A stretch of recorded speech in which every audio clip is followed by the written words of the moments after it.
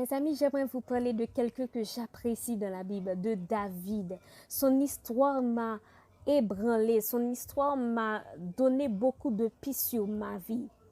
David a dit dans une parole à Dieu, depuis que j'étais une masse informe, tu m'as connu.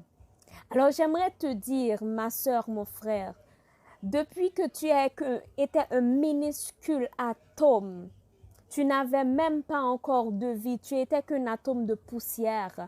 Dieu t'a connu. Dieu connaît le présent dont tu vis. Il connaît ton passé et il connaît l'avenir qui sera de toi. Alors personne ne peut parler à Dieu de toi. Le diable ne peut pas dire à Dieu qui tu es.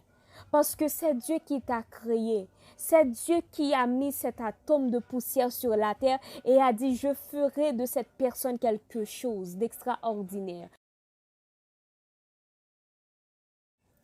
J'aimerais que vous compreniez quelque chose. Saul était un meurtrier.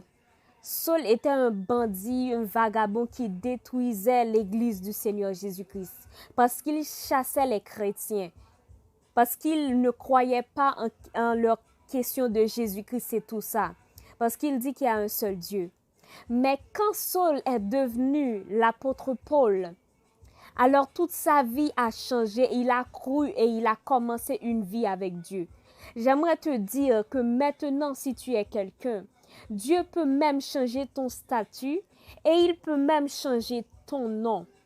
Voilà, quand Dieu change quelqu'un, il change même le nom.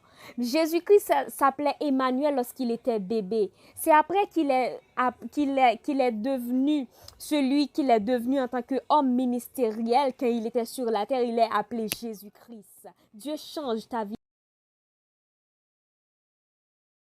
Mes amis, la Bible nous dit, garde notre cœur plus que toute autre chose, car de lui viennent les sources de la vie.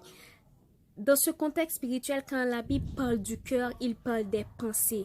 Alors, il faut garder tes pensées saines parce que là où sont tes pensées, c'est là où est ta vie. Si tes pensées sont bonnes, alors ta vie va projeter des bonnes choses.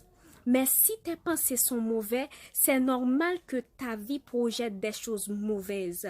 Si tu crois que tu as la richesse de Dieu, c'est normal que la richesse de Dieu s'accomplisse dans la manifestation de l'atmosphère de ta vie.